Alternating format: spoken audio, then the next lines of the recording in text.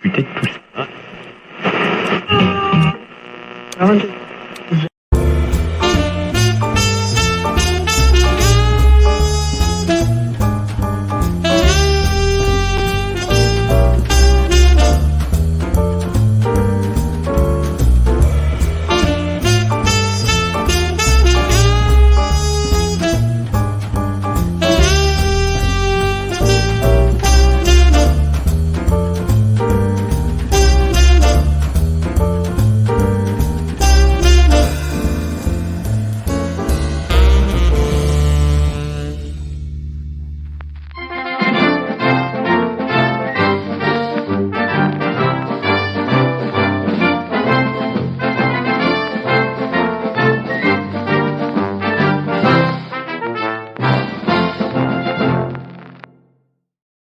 Good morning, everybody. Welcome to the show. My name is Brandon, and I made it. A lot happening. Oh, music. Why we no do? Why we no do music?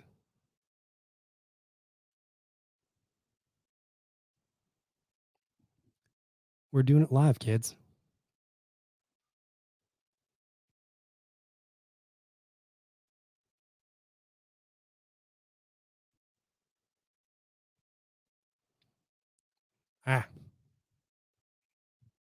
This is rude. This is rude is what this is. The station I usually use to do this stuff decided to change how they did stuff, and now they're like not helping me out. Well, let's see if this works. All right. Welcome. Hi, Bryce. Hi, Ben. It's been some times. It's been a couple weeks. Last week it took off because I was like, there's a solid chance not very many people at all would be paying attention while the big game was on, or at least the last big game that happened.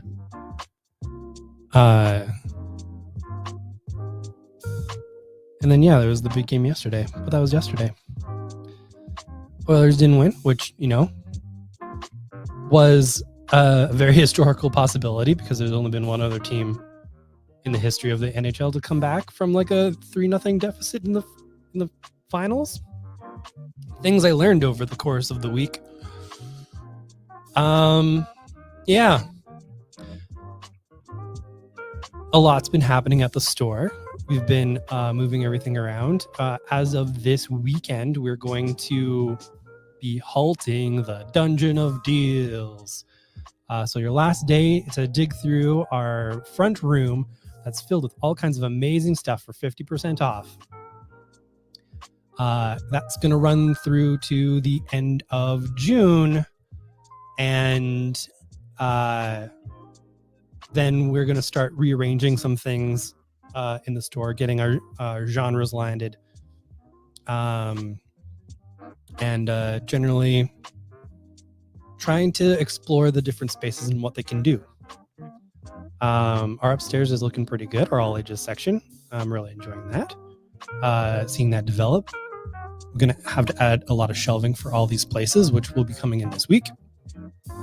And other than that, a couple weeks ago, I started going to therapy. That was interesting. I'm going to go back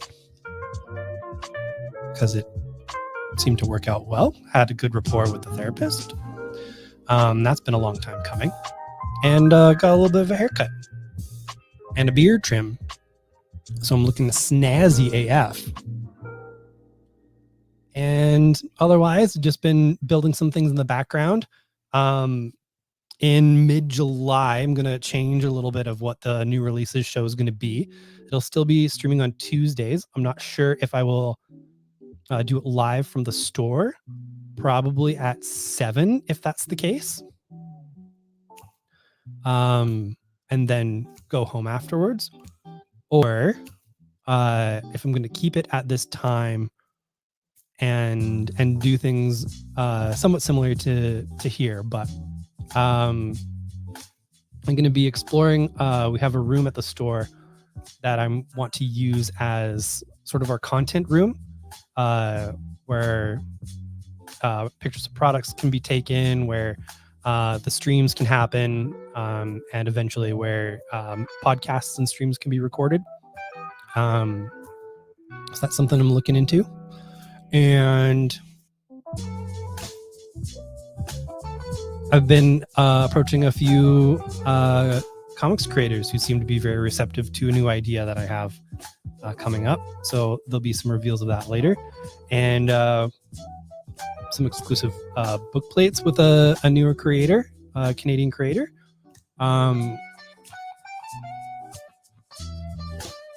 Losing track of everything. There's a lot going on. Oh, and we've been giving away movie tickets, which I feel pretty good about. Finally being in a place where we can actually make a go of that. And speaking of, tonight we will be drawing, or spinning, I should say, for the three winners. I've made a wheel and put people's information. And when I say people's information, I mean their Instagram handles from when they entered on Instagram, their Facebook first name and initial, if they posted on Facebook. And for the newsletter ones, I didn't want to put everyone's emails up. And since the report that I get doesn't have names on it, it was going to take me such a long time to look up everyone's name. I just put newsletter numbers on it from 2 to 20 because we had 19 entries for people to see if they wanted to go see a movie called Longlegs, which is a spookums. And we had 19 people say yes, and we had 8 people saying yikes no, which I love as an option and a bit. There was another one that went out today for tickets to see A Quiet Place Day 1 that will be doing a wheel tomorrow night. That is the British pronunciation of wheel. All right. So, I might get the wheel going right away here.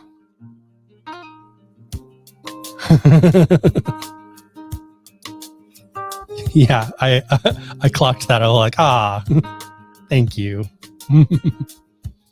Oh, Bryce, I did see Chip's newsletter today. I shared it with the person that we have helping us out on Tuesdays now for processing. So Chip was talking about when all the Krakoa stuff wrapped up. And he said it reminded him of when Hickman sort of left the X-Men group, the Krakoa group, and he and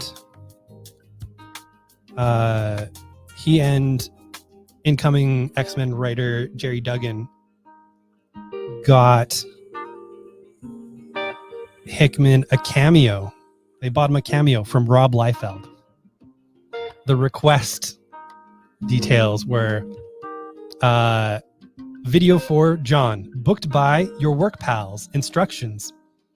Our top salesperson is leaving his job to pursue his dream of writing and drawing his own comics. We know he loves you, the X-Men, Deadpool, and graphic design. He won't show us his comic, but we know he writes dense, complex stories. Any tips? So he essentially shared the cameo that Rob Liefeld did unwittingly for Jonathan Hickman. And it is a joy to experience. And I highly suggest, if you want to check that out, look up Chip Zdarsky's Substack, and it's under the Exodus. It is hilarious. Good old Chipperoo. Wheel. Do.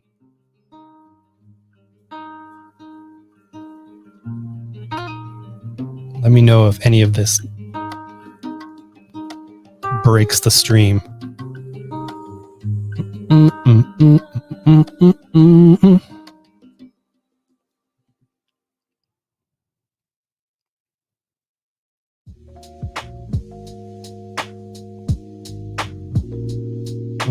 All right.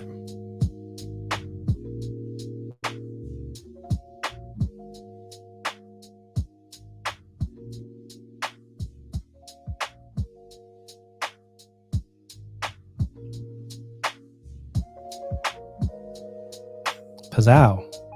It's a big friggin' wheel.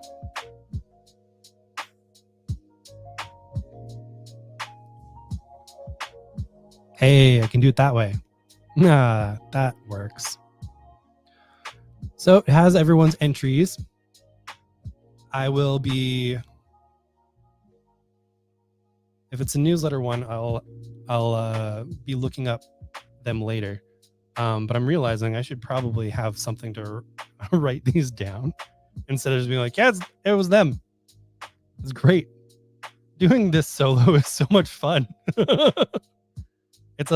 There's some bits of learning curves when you gotta be like, oh yeah, I don't have vamping time anymore.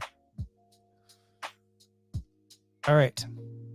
So for folks who wanted to go see the Longlegs movie, they could have entered by replying to our new store newsletter, which we have up. I will have a proper sign up form for that, but most of y'all are already signed up, as many of you are customers. And also we posted on Instagram and Facebook to show us your leggies in the comments. The leg emoji, basically, which is pretty ripped, honestly. When you look at it real close, you're just like, oh, interesting choices. Just absolutely ripped. And there's also sort of like more of a mechanical leg, which reminded me of that kid from the Planet Danger who told us to play safe. I can't remember his name right now, but I know he got buzzsawed. And then he's just like, I can repair myself. You can't. He was a nice dude. He helped us all. All right. People, if anyone's watching this from America, are going to be like, what are you talking about? Time to spin to see who's going to go see some Longlegs in the theater for free from Variant Edition.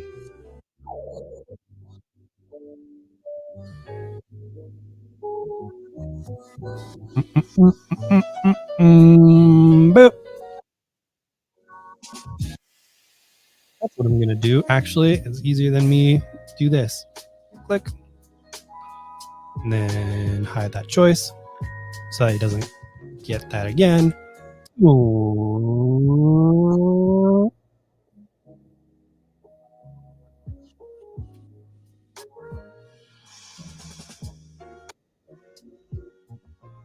Yay! You are also a winner. And finally,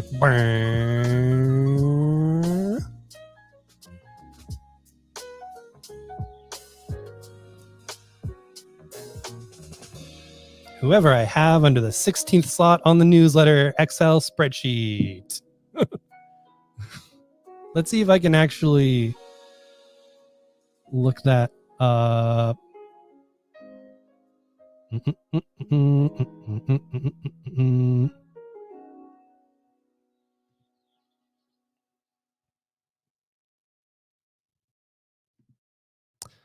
I recognize the email. but I don't know the name, so I can't say the name. But yeah, anticlimactic. But those are our 3 winners. Double check that I took a picture of that last one. I sure did. So those 3 winners will be contacted very shortly after we're done here. And gonna go see a movie on Us.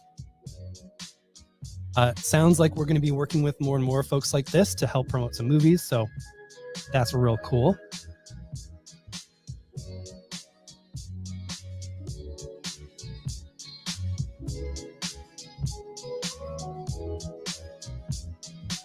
Yeah, I know that Astar. His name is Astar from the planet Danger. I'm pretty sure. I know a quick YouTube search will be like robot from planet Danger, Canada. And it'll probably come up with something.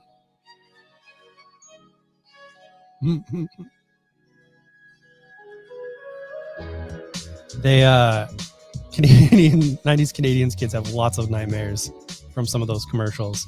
Also in that line of commercials is the drugs song. We're like drugs, which are good, which are bad, drugs. And as an adult, I know that they say ask your mom or ask your dad. But I kept hearing drugs, Astro Mom and Astro Dad. So in my head, it wasn't just like ask an adult about it. It's just this fun song about drugs featuring Astro Mom and Astro Dad, who I assume were dealing the drugs. I think a pretty safe assumption.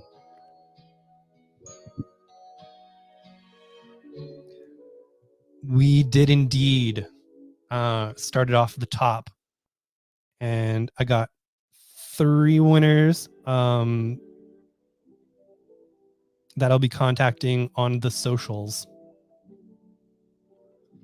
and 1 through email. So that will be shortly. The 2 that I can say the handles were Dennis Michael Chan and Lifelong Caboose, and then one of them is email, and I don't want to give out anyone's email on a stream. I don't think that ends well. All right.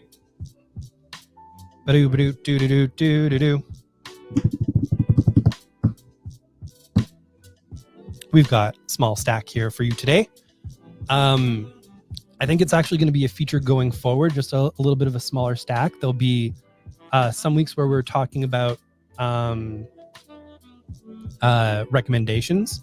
We're going to try and aim for about 5 or 6 graphic novels each week going forward, no matter how many have come out. If there's like 20, we're going to feature a few and then maybe save some for some lighter weeks.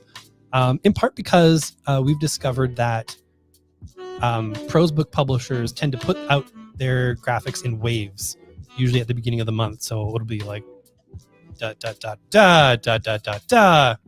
And if we're going through a ton of them, people don't really get to latch on to a lot of what we're talking about. And that's really going to be a focus of Variant Edition going forward, is a tighter focus on a lot of books that really speak to us and a lot of books that we know that will really speak to you, and sort of matching that more directly instead of a more scattershot approach. So that's always kind of been our ethos, but we're really focusing on that a little deeper now. And speaking of really cool things that are going to connect with people, in part because they're a friggin' heck of a deal. The next 2 volumes in DC's compact line are out. These are smaller YA-sized volumes. Both of these are 12 issues. Both of these at our store are $12.99 Canadian.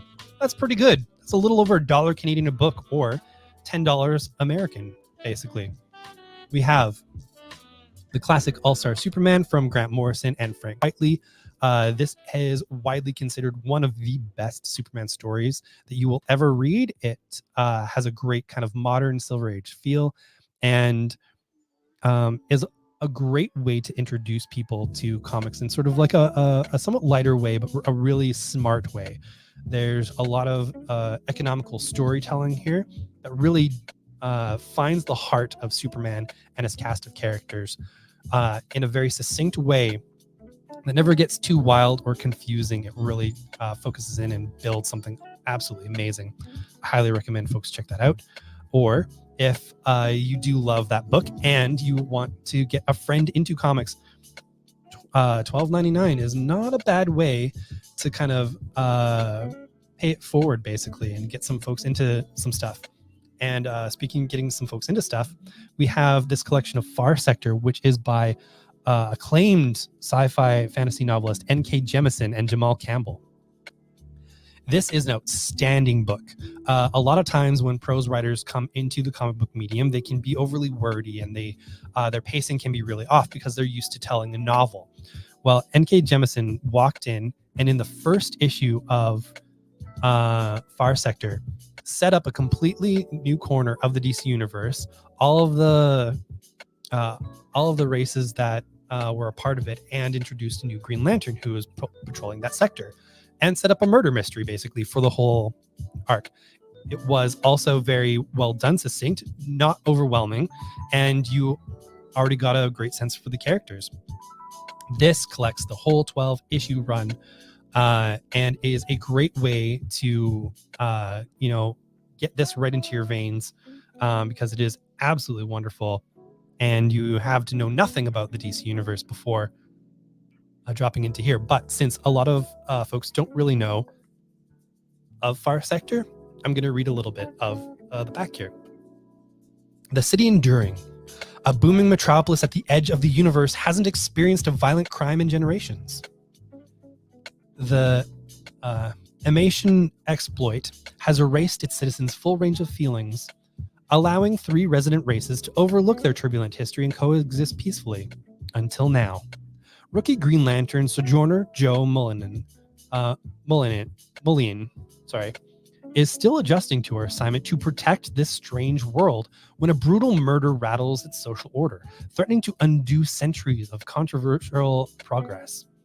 As the populace rises up against the legacy of the Emation exploit, the leaders grapple for power under threat of a new war. Jo must rely on her unique instincts as a Green Lantern and the only human in this sector to solve the crime and guide the city enduring toward a more promising future. It is absolutely wonderful. It was actually part of a curated line by Gerard Way, he of Umbrella Academy and My Chemical Romance fame. The Young Animal line, where he sort of cast a bunch of creators with classic characters or fresh takes on old characters. And it was one of the final releases from that line. It is a line that's near and dear to my heart. And I have all of those babies, and they're so, so pretty. I love them so much. All right, we'll get to some more graphic novels in a bit. But right now, we're going to talk about the opening salvo for Absolute Power, the Ground Zero issue. This is an upcoming DC mega event that will run 4 issues, and this is your Ground Zero, basically. So a lot of people were interested in the Absolute Power event. I talked about it a little bit in the store's newsletter, and I did that in part because we got to talk with Mark Waid about the book and what his intentions were, and we got to read the first issue. It's a great sort of big event story in that you feel the stakes right off the top, but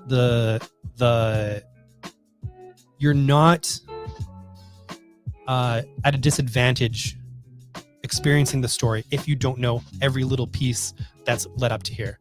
Now, if you are the type of person that does really want to know more context before they jump into something like this, Ground Zero is a perfect thing to do so, because it features a lot of the bigger storytellers in the DC universe right now, sort of telling you what their pieces in place are, including Mark Waid doing sort of the overall everything. We also have Joshua Williamson to do more Superman side of things.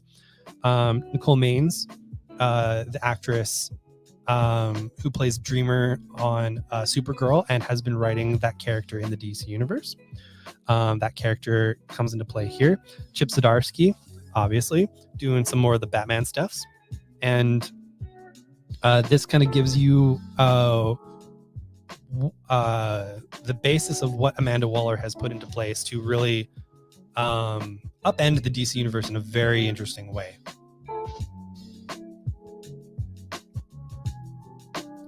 This one I'm actually refeaturing from a previous week. It is called Into the Unbeing, Part 1, and it is an absolutely amazing book by Zach Thompson, Hayden Sherman, with Jim Campbell doing the letters. Hayden Sherman does all of the art in this one, including the colors. Why you go dark? Can you still hear me?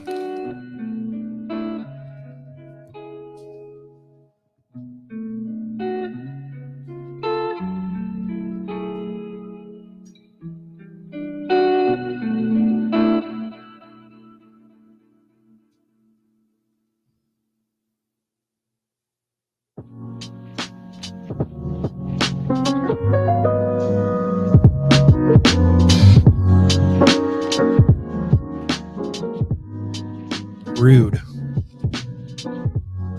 Absolutely rude. There's nothing wrong with the camera. It just turned off. No. All right. So Into the Unbeing, number 1, is an absolutely gorgeous book. It is about a group of people living in the world past environmental collapse, basically. And suddenly, this anomaly appears on their radar. It's big. It's like a cave appeared out of nowhere. So they go to witness this, and they come across this landscape, basically.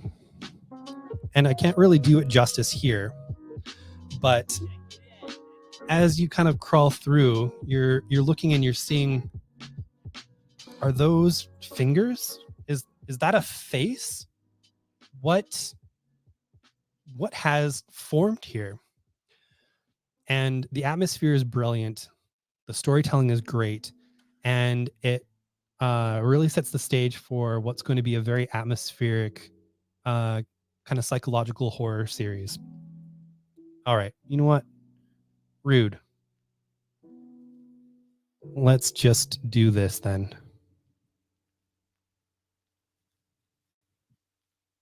This is exactly what I want. All right. Life.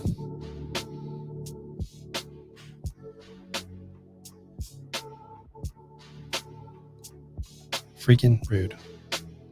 Rude. Moving on. We've got a new Little Marvels from Scotty Young. This is the first time this content is seeing print. It has been previously run on Marvel's Unlimited app in the Unlimited format, the kind of like webtoon scrolly format. I know a lot of folks love Scotty Young's stuff. I know a lot of kids really enjoy these, so we got in a bunch to hopefully have a lot more for the future. It is just good, goofy fun with tiny little marvels. This one is my recommendation to Danica for a single issue this week. Doesn't happen often because that's not really her style, but we've got Mariko Tamaki and Javier Rodriguez doing a beautiful Zatanna book. DC books up until this week basically are still available on Tuesday. Next week, the release date does move to Wednesday, so I can show you a little bit of the interiors. It's absolutely gorgeous. Javier Rodriguez does a lot of interesting things with layout and atmosphere. And the story is great too because it's Mariko Tamaki. So you get sort of the Black Label line, set off in a different space. You don't need to know anything about anything. And why I'm recommending this to Danica in particular is because Mariko Tamaki is one of her favorite creators, and Javier Rodriguez drew one of her favorite runs of Spider Woman, the one where she's hanging out with Porcupine and has a baby. And yeah, it's an absolutely wonderful book. There's the art germ cover and the shiny art germ cover. And for folks who want to get some arts of their own, a blank cover as well. Now, the pitch, because they have this written on the back, as a lot of comics should, especially for the first issue. Having a pitch on the back is how the book industry freaking works more often than not. You want to see magic? I'll show you magic. And now the moment you've all been waiting for. Put your hands together for Zatanna Zatara, the greatest entertainer in the crappiest hotel and casino in all of Las Vegas. Not that the ritzier spots on the strip haven't come calling, of course, but since a devastating instance of magic gone wrong that forever changed the course of her childhood, Zatanna would much rather live out her days as a sleight of hand stage act rather than bother with real magic. Yet, while Zatanna might think she's done with magic, it certainly isn't done with her. And when a malevolent demon bursts through the center of her stage mid-act with a promise of more hell to follow, she'll have to dig deep into the fractured memories of her childhood if she hopes to summon the power to survive what's coming. Because despite Zatanna's best efforts, the past has a way of coming back to kill you. Which is nice of the past. We have a collected edition of 1949. Now, if you've never heard of this series, it is because it lived within the pages of Dustin Weaver's Packless anthology series that he's been doing. And this is one of the complete stories that he has put together from that. I am so excited for this because I've been collecting Packless, but as is my way, when I recommend something and we happen to be out of it, those copies go to the person who wants to read it. And so I do not have those issues anymore, but we do have a reader who absolutely enjoys the series as a result. And I think that's an important part of being a comics retailer, is not just making sure that your needs are taken care of. I know I have a better chance of experiencing a lot of this product in an easier way than a lot of other people. These books come to me. I can order them. I have control over that. I can give these a read if I want to. Whereas adrift from having from not being anchored in a comic store, you just aren't going to find as much. So I always make it my duty to put things into people's hands. I had almost complete runs of the One Hand and the Six Fingers, one of my new favorite series that happened. I had all the covers of it, and I kept recommending it to people and be like, oh, can you get back issues? And I'm like, well, technically, yes, I can. And so now I have 0 issues of the One Hand and Six Fingers. But when that collection comes out, you're going to hear about it. It's 1949, and Detective Blank may be the greatest homicide investigator in the world. She's cool-headed and resolute, with an uncanny, even clairvoyant ability to anticipate a criminal's next move. This grim and gritty world is a long way from the life that she once lived as a young woman in the countryside of Panama. How did she become this person? She's a mystery even to herself, but it all had something to do with her dreams. Every night in Detective Blank's dreams, she lives an entirely different life as another version of herself, 200 years in the future. On the trail of a ruthless killer who leaves his victims covered in an unidentified gray liquid, Blank finds herself facing her most mysterious and elusive foe yet. Is she chasing him, or is she being lured into a trap? Can Blank unlock the mystery of her dreams in time to stop him from killing again? The danger mounts and the suspense builds as Detective Blank closes in this genre-bending sci-fi noir thriller. And finally this week, we have the release of the collected edition of the Tom King, Daniel Sampere, Wonder Woman series, the first volume, which has been absolutely brilliant.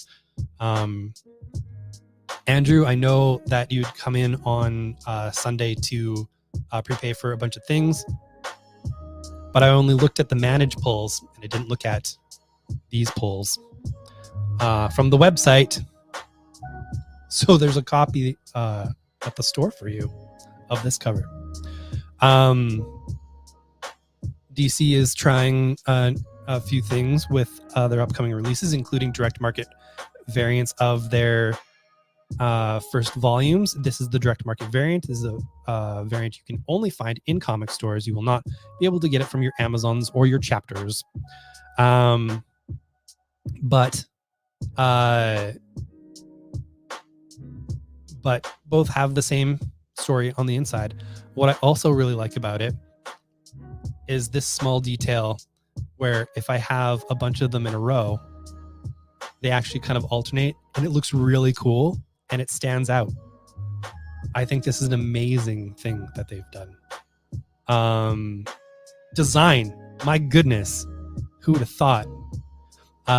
This run has been absolutely outstanding. I know Andrew would talk it up a lot in the store. We are both big fans. Danica's a big fan. And this is basically an accounting of a lot of our society's shortfalls, the way we consume information, the way that we're quick to anger, the way that different structures are built to disenfranchise. And it's all told through this gigantic, epic, sweeping style story. When an Amazon is accused of mass murder, Wonder Woman must find her before an elite US strike force does. Failure will mean an all-out war between America and the Amazons, but that's exactly what the mysterious mastermind called the Sovereign wants. A bold new take on DC's greatest heroine begins in this stunning collection by writer Tom King and breakout artist Daniel Sampere. King and Sampere also introduced Trinity, the teenage daughter of Wonder Woman, in a story that pits Diana against villains Giganta, Dr. Psycho, Silver Swan, and more. But the debut of the Sovereign, whose lasso of lies may prove more powerful than Diana's powers of truth.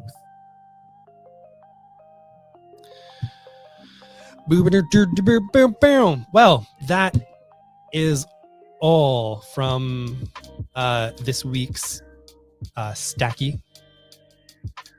I think it's this button. Cool. And it is that time when we look through our magic mirror and say, hey, everybody, thank you for being here on the show. We hope that you know that we are also out here for you too. I'm seeing Bryce. Hello, Bryce. I'm seeing Ben. Hi, Ben. I'm seeing Danica. Hi, Danica. Say hi to the babies for me. I'm seeing Lori. Hello, Lori. I'm seeing Jason. Jason. Hello, Jason. I'm seeing Bing. Hello, Bing. I'm seeing the one and only Foley. Looking good, Foley.